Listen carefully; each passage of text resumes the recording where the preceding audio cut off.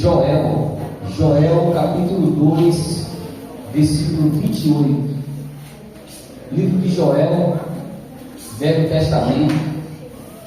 Se você pegar a coluna ali de Mateus, voltando Malaquias, Zacarias, Ageu, Sofonia, Abacuque, Naum, aí depois é Joel. Eu falei muitos livros, mas é rápido porque são tudo profetas pequenos, então são tudo de 2, 3 páginas. Então se você pegar o Velho Testamento voltando, é mais fácil. Ou você pega depois de Daniel, né? Joel é depois de Daniel. Joel capítulo 2, versículo 28.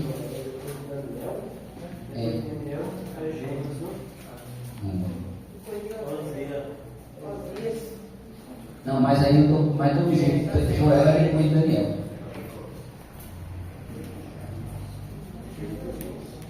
Quem tiver dificuldade, levanta a mão.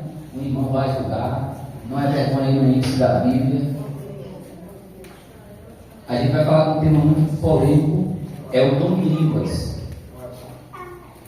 Joel capítulo 2, versículo 28.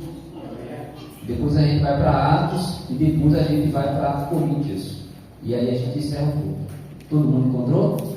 Amém. Vamos orar? Feche seus olhos. Senhor nosso Deus e amado Pai, que o Espírito Santo que já se faz presente, ele possa nos conduzir a pregar o teu povo e que esse mesmo Espírito Santo possa dar entendimento a cada um de nós, na medida que cada frase, cada palavra for falada da tua santa, sagrada Escritura. Tome em tuas mãos a nossa vida, no nome do Pai, do Filho e do Espírito Santo. Amém. Amém? A gente vai colocar o livro preparando o slide para ficar mais fácil. Deixa eu ver se eu consigo tocar aqui e isso vai dar certo. A gente vai falar sobre o dom de línguas. Você crê no dom de línguas? É uma pergunta que caiu na tela. Quem crê no dom de línguas? Me ajude, porque o tema é comprido para a gente não sair da minha noite. Quem acredita aqui no dom de línguas? Quem acredita? Quem tem dúvida? Levanta a mão. Dúvida? Pronto, tem uns que têm dúvidas. Quem não acredita no dom de língua? Pronto, tem uns que não acreditam, outros acreditam, outros têm dúvida. Eu falei no último culto, foi no domingo, que eu ia começar a pregar mais doutrina, porque às vezes a gente está dentro da igreja adventista, às vezes tem gente que obedece, mas não sabe por que obedece. Porque você fala, eu faço isso porque está lá no estudo, eu faço isso porque o irmão Everaldo falou, eu falo isso porque o irmão Beto falou. E na verdade você tem que fazer de acordo com a palavra de quem? De Deus. Esse tema é polêmico e é comprido. Eu vou tentar resumir o máximo. Se você tiver dúvida, você procura agir. Gente, muitos não creem, outros creem, outros têm dúvida. Eu vim de outra igreja, né? Assim como alguns de vocês vieram de outras igrejas. E nas outras igrejas eu falava em línguas. Até conhecer a igreja adventista, passar pelo estudo, ler a Bíblia e perceber que falar em línguas na igreja é totalmente fora do contexto bíblico. Amém? Então, eu não estou falando uma coisa que o irmão Everaldo disse para mim falar. Eu estou falando uma coisa que eu vivi em outra denominação. Então, eu tenho propriedade para falar com você. E eu estou vivendo agora no adventista. Por isso que eu estou dizendo que a igreja adventista, das igrejas que eu já conheci, é a mais coerente, mais próxima da Bíblia. Ah, mas tem erro porque a igreja é conduzida por seres humanos. E aí, às vezes, de vez em quando a gente dá uma farrapada. Mas em termos de direção, de quem já andou aí por algumas religiões, aqui está mais centrada na palavra de Deus. Tá certo? E aí agora, vou fazer a pergunta agora para mim, como adventista. Você crê no dom de língua, irmão Alberto? Crê, sim. Crê no dom de línguas. Se tiver na Bíblia, então tem que crer. Sim ou não? O dom de língua está na Bíblia? Está na Bíblia. Então, ó, se a Bíblia fala, eu creio. Certo? Porque quando está buscando o Espírito Santo, a gente não vê ninguém dando número, nem pulando, nem profetizando. É porque a interpretação pentecostal, ela saiu um pouco da curva no passar do tempo. E aí, quando chegou no Brasil, aí essa confusão generalizou. Eu vou tentar tirar as dúvidas hoje. Tá certo? Por isso que a gente começa lá em Joel. E Joel diz aí, ó, eu vou ler na Bíblia, depois a gente volta aqui, ó. Leia comigo na sua Bíblia, pode ter diferença, linguagem nova, atualizada, mas é a mesma coisa.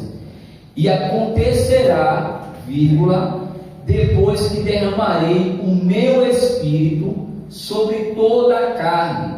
Vossos filhos e vossas filhas farão o quê? Profetizarão. Vossos velhos sonharão. E vossos jovens serão o quê? Pronto. Sai da Bíblia aí agora. Você pode ver que foi na Bíblia. Eu vou aqui só explanar e a gente vai voltar para a Bíblia. Aqui é uma profecia. É uma profecia que você tem que entender, ó. E acontecerá que depois que derramarei do meu espírito sobre a carne, aí agora ele vai separar a igreja em 3 etapas. Vossos filhos e vossas filhas farão o quê? Profetizarão. Quem são, vocês vão errar de propósito, quem são ali, voltado para o dia de hoje, essa profecia, os vossos filhos e as vossas filhas? Quem são? Os filhos de Deus, né? Não, ali vai dar tempo, presta atenção. Se o irmão falou ali que é os filhos de Deus, os jovens e os velhos também são, poder botar todo mundo, vamos lá. Os filhos e as filhas profetizarão. A igreja hoje é dividida em 3 tipos: os mais idosos, os mais jovens e o da uma idade madura. Então aqui na profecia ele vai dividir nos dias de hoje, naquele tempo, dizendo nos dias de hoje, cada um que vai fazer. O que é que eu estou fazendo agora? Pregando é o quê? Profetizar. Eu sou os filhos e as filhas. Eu estou profetizando. Vossos velhos sonharão. Vou dar aqui um exemplo bem fácil. O irmão de não está lá atrás. Ele já começa a sonhar com a volta de quem?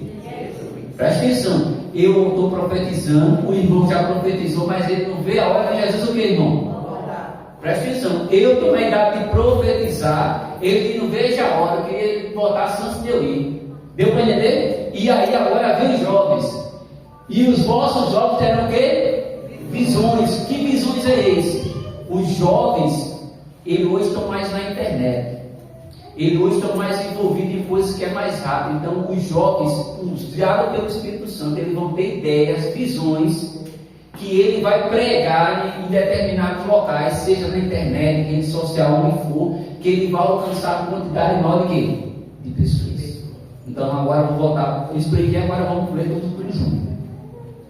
E vai acontecer que vossos filhos, vossas filhas profetizarão, vossos velhos sonharão, e vossos jovens terão o quê? Visões. Mas isso só vai acontecer se vir sobre nós o Espírito de quê? Do Senhor.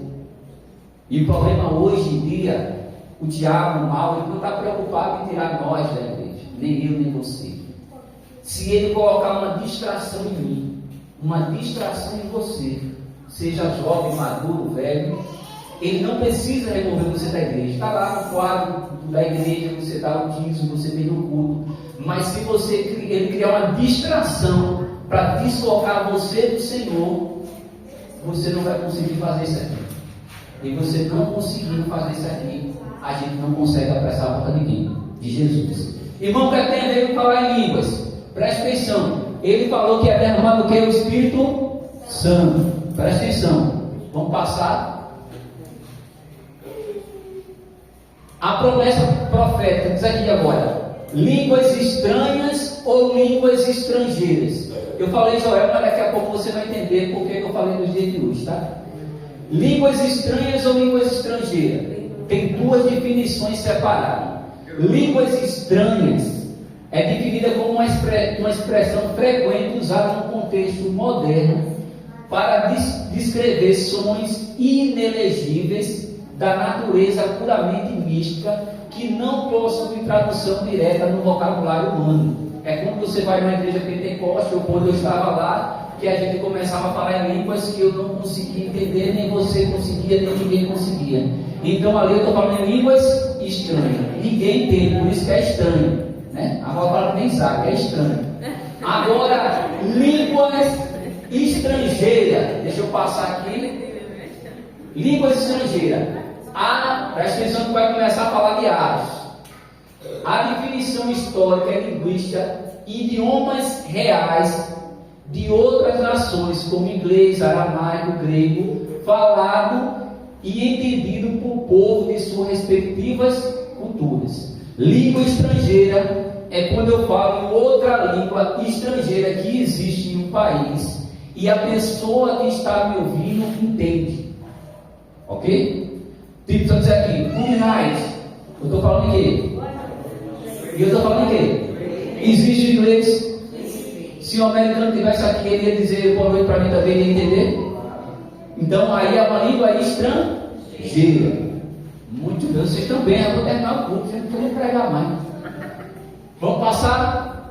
Agora vamos para as advertências bíblicas.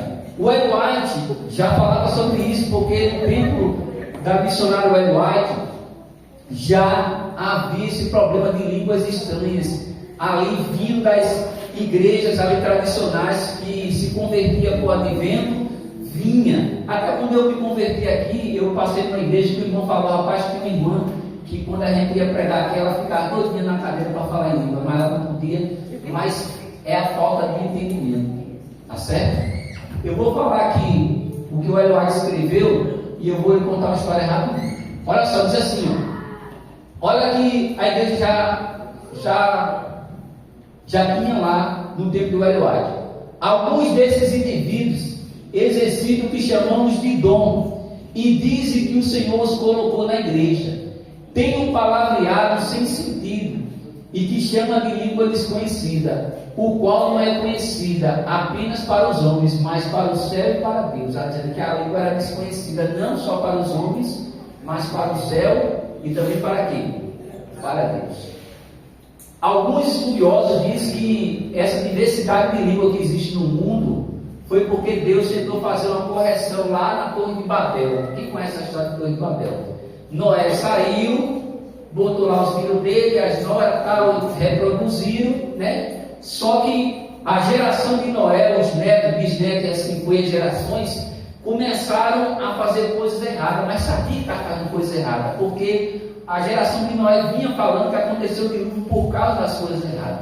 E aí eles pensaram o seguinte: a gente vai fazer coisa errada, vai vir água novamente. Então a gente tem que fazer um jeito de criar alguma coisa tão alto que se esse Deus mandar água não vai nos matar. Então eles começaram a construir a torre de quê? De Babel. E se esse Deus ele acha tão grande, a gente vai chegar de uma forma que a gente vai chegar onde? Ao céu.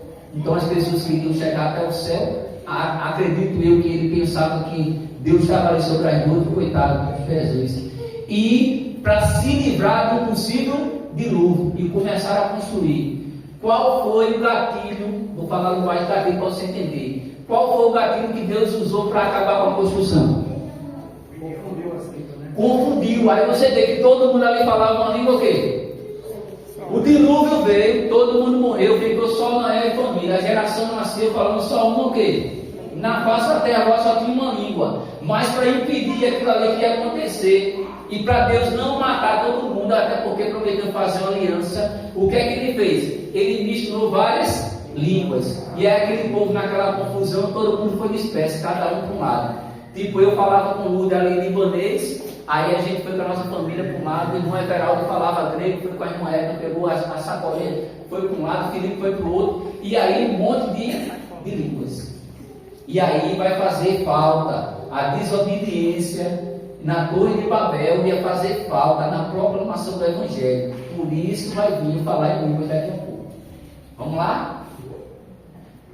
A visão histórica, Marcos 16, 17, ele já bate justamente com o que ele falava. Os adventistas e o autor Ellen White suspeita que o falar em línguas moderno, glossolalia, inelegível, não possui base bíblica sólida. A ação do Espírito Santo, o verdadeiro dom, sempre resulta numa comunicação clara, visando a instrução, a pregação bíblica e a salvação. Então, em Marcos, está ali batendo, junto com ela, dizendo o seguinte: eu posso falar em outras línguas, mas só se for no momento em que eu esteja proclamando o Evangelho, ensinando e salvando. E se eu começar a falar logo aqui, o irmão Everaldo não entender, for para casa do mesmo jeito, eu salvei ele de que forma? De nenhum. Então, o dom de falar em línguas é só quando você vai receber essa função de proclamar o Evangelho. Vai chegar em Atos, tá? A chuva temporã. Existem duas chuvas, a temporã e a serônia, certo? A chuva temporã, para você, a maioria que sabe, vocês são mais adventistas do que eu. Essa chuva geralmente, essa chuva vinha logo, e o irmão que é agricultor. Geralmente para o agricultor, essa chuva vinha para preparar a terra, né, ficar úmida. Deixa eu pegar a água aqui que vai embora.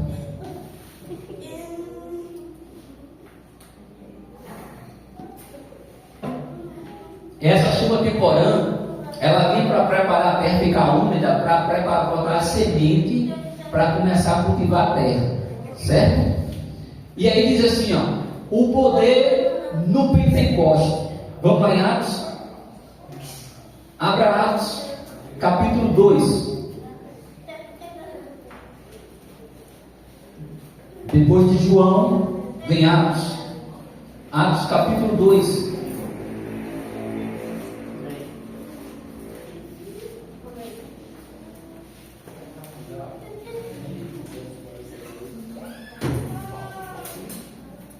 Então temos duas chuvas, a temporã e a serônia.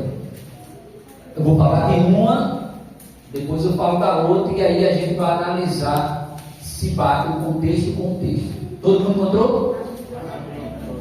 Essa passagem aí, ela é típica, todo mundo já conhece, mas elas são interpretadas de forma diferente. Ao cumprir-se o dia de Pentecoste, estavam todos aonde? Reunidos no mesmo lugar. De repente veio do céu um som como de um vento impetuoso e encheu toda a casa onde estavam assentados. E apareceram distribuídas entre eles línguas como de fogo, e pousou uma sobre cada um deles. Todos ficaram cheios do Espírito Santo e passaram a falar em outras línguas, segundo o Espírito lhe concedia que falasse. Olha para mim agora. Você vê que ele está falando que eles falaram, eles não cogitaram, não golejaram pequenas palavras. Eles realmente falaram, eles pregaram, tá certo? E aí eu vou continuar lendo o versículo, mas eu vou vir aqui primeiro. O poder no Pentecoste. O início da dispensação cristã foi marcado por um extraordinário revestimento de poder espiritual para os discípulos. Promessa cumprida, batismo do Espírito Santo para capacitação e testemunho corajoso. União absoluta, a comunidade perseverava unanimemente em oração e súplicas constantes. Início da semeadura, foi o que eu falei agora, de plantar semente. O solo do mundo antigo recebeu a semente do Evangelho com poder. Vou falar agora de agricultura, mas vou falar de profecia e explicando para você entender. Então a chuva temporã é quando a chuva caía na terra, o agricultor vai lá e planta a semente, certo? E agora ele vai esperar para a colheita. Aí geralmente tem perto da colheita, tem a segunda chuva. Então aqui está falando que em três aspectos, o Espírito Santo veio sobre ele. Segundo aspecto, eles estavam unanimemente em oração. Ou seja, se a igreja adventista do sétimo dia do Marcos Moura quer se preparar para a próxima chuva e ser usado por Deus, se for uma igreja que estiver desunida, não tiver em oração e súplica, estiver no pecado, essa segunda chuva não acontecerá para ti. Amém? Por isso que a igreja convida você a vir mais na igreja, aprender mais a Bíblia, vir para a escola sabatina, vir no culto divino, porque nós temos que estar igual ao dia de Pentecostes. Diz que em média era 180 pessoas, entre os discípulos, mulheres que seguiam a Jesus e familiares, e eles estavam ali unânime. Como unânime, eles estavam em oração, em súplica, em jejum. Eles fizeram um propósito, um falou dos seus pecados para o outro, um pediu perdão ao outro. Então você vê que eles estavam ali comidos em oração. E aí o que aconteceu? O solo do mundo antigo recebeu a semente do Evangelho. Então o Espírito Santo, ele teve que descer nesse momento aqui e foi a primeira vez que o Espírito Santo desceu, por isso se chama chuva temporã, e aí foi pregada a primeira vez o Evangelho, e aí agora vem a necessidade de Deus corrigir o que ele tinha feito lá para a Torre de Babel. Por quê? Mais à frente o material vai dizer que nesse dia de Pentecostes não estava só os 180, vinham pessoas de todos os lugares para o Pentecostes. Dizem que tinha 18 tipos de línguas, pessoas estrangeiras que falavam de línguas diferentes ali. Então, como ali Jesus já tinha morrido e ele ia precisar usar os discípulos, ele derramou do Espírito Santo sobre eles e fez falar em língua. Quais foram as línguas? As línguas nativas daqueles 18 tipos de pessoas que estavam naquela cidade. Por quê? Era o momento ideal. Jesus tinha subido, os discípulos estavam tudo junto e existiam agora 18 nações ali no Pentecostes. Então foi necessário que Deus usasse o dom de línguas e cada um que estava ali falou uma língua de cada uma dessas nações. E o interessante, eu estava estudando sobre esse material e disse o seguinte, que estava só reunido em 180, quando o Espírito Santo desceu, vou dar um exemplo, né?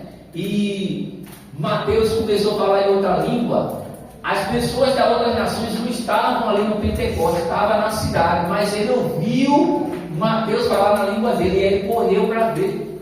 E aí você vai ver na leitura da Bíblia, diz assim, ó. Vamos lá para a leitura da Bíblia? Ora, estavam habitando em Jerusalém, capítulo 5. Você vê que eu estou contando a história na Bíblia. Estavam habitando em Jerusalém judeus, homens o quê? Piedosos, ou seja, pessoas de boa índole, vindo de todas as nações debaixo do quê? Do céu. Está vendo? Está batendo com o que eu estou falando? Quando, pois, se fez ouvir aquela voz, ou seja, eles estavam cada uma na sua ali, e ele ouviu aquela voz, e afluía a multidão, que se possuía de perplexidade, porquanto cada um os ouvia falar na sua própria língua. E estavam, pois, atônitos, e se admiraram, dizendo: Vedes, não são porventura galileus, todos esses que aqui estás falando? E como os ouvimos falar, cada um em nossa própria língua, o que? Materna, entendeu? Então eu vim da Grécia e eu estou lá, cultuando o dia de Pentecostes, e aí eu vejo lá 180 pessoas reunidas, e eu começo a ouvir alguém falar agora em grego, e eu, quando eu vou lá, eu percebo que a pessoa ela não é o quê?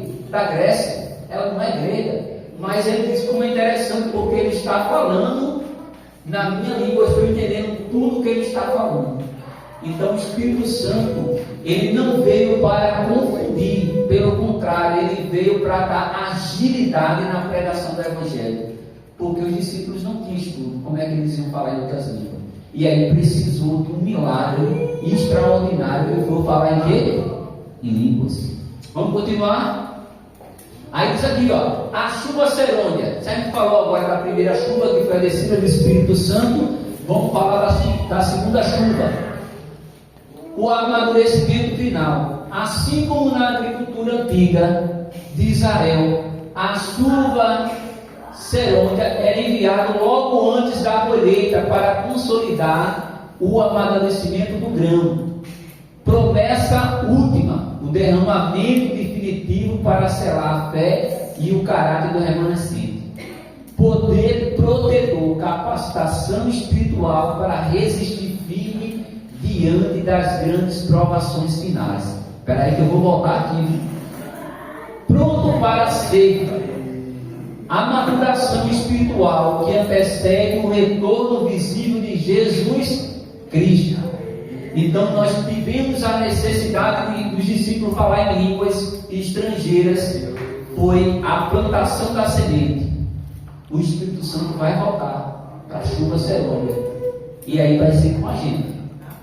Mas a igreja tem que estar unidas em oração, lembra que eu falei? E só que vai fazer assim, amém, não veja a hora de ser a segunda chuva, só que você tem que entender que essa chuva, ela vai vir pouco antes da volta de Jesus. Para você ter ideia, aquela pessoa que receber esse dom do Espírito Santo, a Bíblia fala que muitos vão pregar e milhares vão se converter num dia só. A gente às vezes passa 15 dias fazendo caleta, aí se batiza 5, 4, 3, 10 pessoas. Quando a sua cerimônia vir sobre mim, sobre você, se formos a nossa geração, nós vamos pregar, nós vamos falar, e um bairro como o Marco Moura vai se converter de uma vez só. Amém? E aí, continuando, diz assim, grandes provações finais. Lembra que eu falei para vocês da distração? O diabo sabe que a chuva será. Ele sabe do Espírito Santo. Só que ele vai começar a fazer nos dias de hoje que cada um de nós tenhamos distrações. Ao ponto que até a gente vai para a igreja. Estamos lá no sistema da igreja. Alberto Pereira de Siqueira está lá meu código. Mas as distrações do mundo me vê fisicamente no sistema e na igreja, mas eu já não estou mais na igreja de quem? De Cristo. E quando a chuva serone chegar, o que é que vai acontecer? Eu não vou ter esse batismo, Deus não vai poder me usar, mas vai poder usar a pessoa que estiver buscando aqui. A promessa profética, eu já li isso aqui para você, línguas, falasse línguas maternas. Eu vou adiantar aqui, que eu quero chegar agora no problema. O problema é que quando foi do dia de Pentecostes, que foi dado o nome, aqui eu estou dando exemplo, né? Mateus está pregando aqui, e todos, vamos supor que ele esteja pregando grego, e aí todos que eram da Grécia vieram, e ele pôde falar que Jesus morreu, crucificou, fez milagre, que vai voltar. E quem era grego naquele dia recebeu o Evangelho. Amém? Só que aí aconteceu um problema. Deixa eu passar aqui. Vou passar aqui para chegar no problema. A igreja de Coríntios, você sabe onde ficava a igreja de Coríntios? Deixa eu passar aqui para chegar na igreja de Coríntios. Aqui vai estar falando em línguas, pessoal. Irmão, mas eu vim para a igreja que falava em línguas. Eu tenho TDAH e também me atrapalha esse negócio do chão. Eu vim numa igreja que falava em línguas. Da igreja que eu vim, você só conseguia subir de cargo se você falasse línguas. É como aqui o estudo vai dizer, é como se dentro da igreja houve uma divisão. Todo mundo tem o Espírito Santo, mas quem fala é graduado de uma forma, e quem não fala não tem graduação. E isso não existe no reino de Deus. Você é batizado nas águas no nome do Pai, do Filho e do Espírito Santo. O texto vai falar ali que o Espírito Santo ele vem sobre nós, e nós não precisamos falar em línguas estranhas. E nem todo mundo que desce aqui é para falar em línguas, porque aí vai dar exemplo, Saul, Sansão, eles, Gideão, receberam o Espírito do Senhor, e eles não falaram em línguas. Vai falar ali também no meio, está falando de João Batista e Maria, também receberam o Espírito Santo, mas não falaram em língua. Vai falar no próprio Jesus, ele foi batizado, a Bíblia fala que o Espírito Santo em forma de uma pomba desceu sobre ele, mas ele não precisou falar em quê? Em língua. Mas por que nenhum desses precisou? Porque eles estavam na sua própria terra. Jesus estava ali na Galileia, Gideão estava com o seu povo, João Batista e Maria estavam com o seu povo. Então não precisava desse milagre extraordinário, só foi um milagre extraordinário no dia de Pentecostes, porque era necessário. Amém? Só que aí a gente tem um problema aqui, na igreja de Coríntios. A igreja de Coríntios era no porto, o pastor Júnior já pregou um pouco sobre isso, era portuária.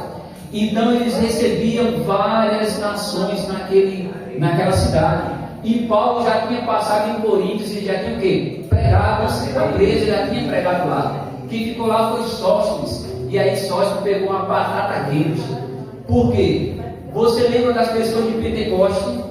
Elas ouviram várias pessoas falando em línguas diferentes. E muitas se converteram, outras não se converteram, mas ouviram várias pessoas falando em língua. Então voltaram para as suas nações.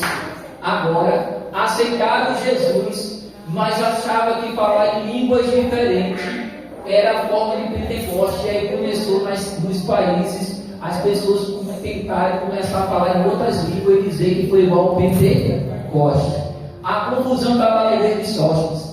Ele manda uma carta para Paulo, e aí Paulo vai falar lá em 14, 1 Coríntios 14, ele vai dar várias orientações que eu vou finalizar agora para você. Qual era o problema? Quando o pessoal chegava no porto de Coríntios, eles iam para onde? Para a igreja. Quando eu viajei para Brasília com o Lourdes, quando chegou lá, teve uma hora que eu parei e fui para onde? Para a igreja lá em Brasília. Então, o pessoal de Pentecoste, que ouviu o Evangelho, eles iam para a igreja. Só que quando chegou na igreja, a língua da igreja de Coríntios era uma. E as línguas dele eram o quê? Outra. E aí começou a confusão. E aí a interpretação foi que deu mais confusão ainda. Diz assim, ó. A cidade de Corinto, um porto multicultural, como importante cidade portuária da Grécia antiga, Corinto recebia viajantes de todo o mundo de negócios e turismo religioso. Preste atenção. Diferentes idiomas, colidiando no culto local, membros oravam, testificavam em suas línguas sem tradutor. O resultado era uma incompreensão que ninguém nos entendia. Então Paulo já estava preso e agora com a batata na mão, como orientar Sóstenes com o povo que vinha lá. E detalhe, esse povo que vinha, ele não pregava, ele só orava e dava testemunho, porque eles não eram pregadores. Lembra que eles foram evangelizados? E quando ele chegava lá, me deu a oportunidade de orar, aí orava lá em libanês, aí Léo não entendia nada. A outro dizia, me deu a oportunidade de cantar, aí o irmão Everaldo vinha cantar em grego, aí a outra não via nada. E aí o culto nem tinha pé e nem cabeça. E aí a gente vai lá para Coríntios. Abra Coríntios aí, para a gente ir lá para Coríntios. A visão de uma igreja repleta dos problemas práticos abordados em 1 Coríntios 14. 14. Pronto. Vou junto com vocês para finalizar. Já é quase meia-noite já. A gente já vai encerrar a vigília. 1 Coríntios 14 eu não vou ler, gente. Eu queria que você lesse em casa para você lembrar, porque eu falei aqui para ver se não bate. Tá certo? Paulo, para resolver a confusão, 1 Coríntios, do 1, vai do 1 ao 30, que, meu Deus, deixa eu ver aqui, para não errar com vocês. Vai do 1 ao 40, é muito versículo. Eu só peguei os mais complexos. Do 1 ao 40, Paulo vai dividir o problema, vai tentar resolver em 3 etapas. O primeiro, ele diz assim, o título da sua Bíblia está escrito aí, ó. O dom de profecia é superior ao dom de quê? De língua, está escrito assim? É porque ele vai falar o seguinte, olha. Eu prefiro uma pessoa pregando, profetizando, do que o dom de línguas. Lembra que eu falei que, como eles vinham em outras línguas, eles só faziam testemunhar e cantar, eles não pregavam. Faziam uma coisa lá e não deixavam a coisa acontecer. Então ele está dizendo assim, ó, eu prefiro que em vez de você vir falar outra língua, tipo francês na Grécia, que alguém vá lá na igreja e pregue. E aí eu peguei só 2 versículos, o versículo 13, o 14 e o 15. Pelo que o que fala em outras línguas deve orar para que possa interpretar. Porque se eu orar em outras línguas, está vendo aí? Eles não pregavam, eles oravam e cantavam, mas eles não pregavam. Porque se eu orar em outras línguas, o meu espírito ora de fato, mas a minha mente fica infrutífera. Por quê? Porque as pessoas que estavam lá no culto não iam conseguir entender. Que farei, pois? Orarei com o espírito, mas também orarei com a mente. Cantarei com o espírito, mas também cantarei com a mente. E se tu me dizeres apenas em espírito, como dirá o intuito amém, depois da ação de graça? Ou seja, se você fala em outra língua na igreja e ninguém entende, você não sabe nem quando é que eu terminei de orar, como é que você vai dar até o amém. Você não tem nem como dar o amém, você não sabe nem se o irmão Alberto terminou, porque você não está entendendo nada. E aí vai finalizar aqui dizendo assim, ó. Dou graça a Deus porque fala em outras línguas. Paulo falando. Quando ele diz que fala em outras línguas, é porque Paulo era estudado, ele tinha vários idiomas. Mas ele fala aqui, ó. Dou graças a Deus porque falo em outras línguas, mais do que todos vós, ou seja, ele falava mais do que qualquer pessoa que estava visitando a igreja de Corinto. Paulo tinha mais estudo e falava em mais língua. Contudo, prefiro falar na igreja 5 palavras com o meu entendimento para instruir outros a falar 10.000 palavras em outra língua. Então ele está dizendo, eu prefiro falar na língua nativa que todo mundo entende, do que eu chegar a falar libanês, inglês, espanhol e a igreja ninguém entendeu. Segundo desafio que ele teve, os dons em face dos visitantes na igreja. Ele agora vai botar a colocação. Irmão, então só está dizendo que quem vai visitar a igreja de Corinto não podia pregar? Ele disse que podia. Ele não vai dizer que não pode, mas agora ele vai explicar. Vamos lá? Coríntios 14 começa a partir do 20, mas vamos para o 22. De sorte que as línguas constituem um sinal, não para os crentes, mas para os incrédulos. Mas a profecia não é para os incrédulos, e sim para os crentes. Olha para mim para você entender. Olha o que Paulo falou. Ele falou que as línguas eram para quem? A língua era para quem? Para os crentes. O que é que eles querem dizer nesse momento? Se você vai cantar e vai orar, e os crentes não vão entender, e os que não é crente não vão entender, não adianta de nada. Agora, quando você vai pregar que é para os crentes, você tem que falar na linguagem do quê? Dos crentes. Amém? Amém. Aí continuando no 23. Se, pois, toda a igreja se reunir no mesmo lugar, e todos se puserem a falar em outras línguas, no caso de entrar um indulto ou incrédulo, não dirão porventura que estás louco?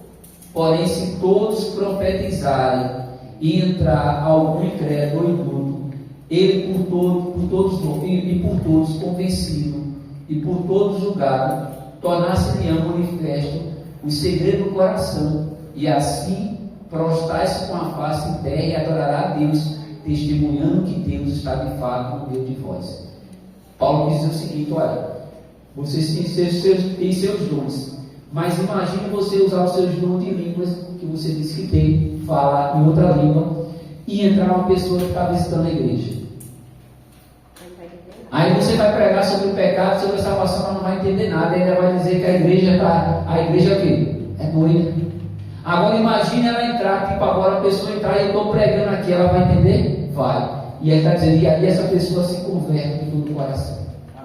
Então você vê que as línguas estrangeiras naquela época, elas confundiam e atrapalhavam o quê? O culto. Como é no dia de hoje nas igrejas pentecostais. Vamos para o terceiro tema.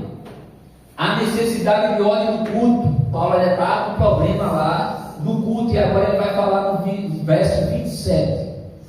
No caso que alguém falar em outra língua, que não seja mais do que 2 ou mais, muito 3, e isso sucessivamente, e ache que o quê? Que intérprete, mas não haver intérprete, fique calado na igreja, falando consigo mesmo e com Deus. Amém. Eu não sei se você já, eu não peguei não, né? Eu vejo a rede social. Quando veio alguém dos Estados Unidos para pregar o Evangelho no Brasil, precisou falar, o tradutor não precisou. Porque se ele chegasse aqui falando inglês, como é que ele ia falar na igreja ali sem entender? Então, quando ele vinha, tinha que ele estar pregando e tinha que estar a pessoa do lado do quê? Traduzindo. Olha, Jesus ele vai voltar, tal, aí a pessoa do lado, olha, ele está falando que Jesus vai voltar, aí ele falava, terminava, tinha o quê? Um tradutor. Então Paulo está dizendo, se você vai receber um irmão de fora que fala outra língua, pode receber para pregar. E quando ele for pregar, ele tem que ter o quê? Um tradutor. Se ele não vier com o tradutor, não adianta trazer no culto, porque a igreja não vai entender. E essa técnica a igreja usa até hoje, de 5 em 5 anos, tem a reunião mundial, que é onde elege a liderança da igreja, e se você não sabe, você pode ir lá no YouTube e tem. Geralmente eu salvo. Quando tem esse encontro, é no estádio. E todas as igrejas do mundo todo têm representação, então são várias línguas naquela hora. E aí, quando o presidente dos Estados Unidos, da Igreja Adventista, vai falar, ele vai falar na língua dele. E aí, o que é que acontece? Existem vários tradutores embaixo, em tempo real, transmitindo para cada país e para cada pessoa representada pelo país ali na hora, o delegado. Vamos supor que eu sou brasileiro. Sentei. O presidente vai falar lá, fala inglês. Eu vou entender alguma coisa? Não. Aí na hora que ele está falando, automaticamente tem um tradutor lá traduzindo para mim. Por quê? Vai ter uma hora que ele vai falar e depois ele vai dizer, agora vamos votar em cima do que eu falei. E se eu não entender, como é que eu vou votar lá? O estatuto da igreja. Vocês estão dando para entender? Essa técnica de tradutor que Paulo falou ali, até hoje é usada na igreja. Que um fala e depois traduz. E aí, finalizando, deixa eu passar aqui. Eu já falei da coisa. Vamos falar aqui, ó. Novas línguas. Uso no grego, se chama kainos, algo novo ou falante mais existente. Ou seja, eu poderia falar em línguas, mas teria que ser uma língua estrangeira de outro estado, de outro país. Mas com a necessidade, se eu tivesse em outro país, mas numa língua existente. Na distorção hoje rejeitada, invenções de dialeto não existente ou pura palavra sem anexo gramatical. Língua dos anjos, Paulo fala da língua dos anjos, né? Ainda que eu falasse a língua dos anjos e dos homens, ali é uma hipérbole, é uma figura de linguagem. Quem passou na 8ª série sabe que é no terceiro trimestre. Tem pleonasmo vicioso. O que é pleonasmo vicioso? Subir para cima, tá certo a palavra? Não está errado? Subir para cima, chama-se pleonasmo vicioso. Ali é um exagero, ele faz uma comparação exagerada, se chama assim, hipérbole. Ele diz, ainda que eu falasse a língua dos anjos, ele não está falando que os anjos falam, ele só falou, ainda que eu falasse a língua dos anjos e dos homens, sem o amor de Deus, eu nada seria. Ele não está dizendo que existe a língua dos anjos, que pode sim existir a língua dos anjos. Mas ele está dizendo que se ele falasse qualquer língua, sem o amor de Deus, ele nada seria. E aí, para finalizar o culto, deixa eu lhe falar uma coisa. Os anjos já vieram na terra? Sim ou não? Os anjos vieram ou não vieram na terra? Quem concorda que os anjos vieram na terra e não está dormindo, levanta a mão. Quem acha que os anjos não vêm na terra? Pronto, os anjos vêm na terra, tá? Quando o anjo foi falar com Abraão, falou em que língua? Na língua de Abraão. Vamos lá. Quando o anjo foi falar com Maria? Na língua de quem? Na língua de Maria. Então, mesmo que tivesse a tese que aquelas pessoas estão falando na língua do anjo, não vale, porque os próprios anjos, quando vieram na terra, eles falaram a língua da terra. Então, você começa a entender que às vezes quem nos ensinou, ou aonde a gente estava, na verdade, não é que ensinou errado. Porque a Bíblia fala que muitos ainda vão se converter para cá. Eu sou o que estava lá e vim para cá. Na verdade é o seguinte, eles interpretaram errado. E eles continuaram anunciando o Evangelho de uma forma errada. E as pessoas foram se convertendo e aceitando o errado pelo quê? Pelo certo. E se você hoje for falar, a pessoa taca lá a vassoura na sua cabeça, a sombrinha, joga água quente e você está errado. Mas o problema é interpretação. Quem está dando para entender? Então, finalizando, a igreja adventista, ela crê no dom de línguas. Ela crê que no dia de Pentecoste, cada um que estava ali falou em línguas estrangeiras e que foi o pontapé para o Evangelho. Mas a igreja entende que depois que houve aquele pontapé, aquelas pessoas voltaram para seus países, muitas com algumas visões distorcidas foram criadas essa forma de falar e dizer que é línguas. Irmão, para finalizar, e como é que isso chegou no Brasil? Só para finalizar, você abrir a mente. E como é que chegou no Brasil? É muito fácil, vamos lá. Livro de Atos foi batizado. Como foi batizado, eles começaram a pregar. Foi muita gente convertida. Você vê que Pedro converteu quantos num dia só? 3.000. Você viu a intenção de falar em línguas? Não adianta falar e nem terminar o culto. Ele só vai usar para impactar. Então, naquele dia foi convertido o quê? 3.000. Isso é chuva temporária, mas na chuva séria vai ser milhões. Então você vê que quando ele converteu, outros não se converteram, mas estavam ali. Então, depois você vê que depois de Atos tem o livro de Romanos. E ali você vê que a igreja de Roma entra, distorce os mandamentos, começa a perseguição, os cristãos começam a fugir ali da Europa, e até aqueles que vieram, eles viam que era da igreja e falavam errado em línguas, achando que estava certo, também começaram a fugir. Eles foram para onde? Para a América do Norte, aonde descobriu os Estados Unidos. E aí você pode ver que quando ele chega com desejo, falando em línguas, e o culto é no domingo. Mas é porque eles entraram ali do começo da perseguição de Roma. E aí, quando vieram dos Estados Unidos para cá, que o evangelho foi pregado assim, o que acontece? Começaram a falar em línguas. Quer ver um exemplo? Os católicos descobriram o Brasil, não foi? Eu digo isso porque fizeram a missa, aquela coisa que você já sabe, né?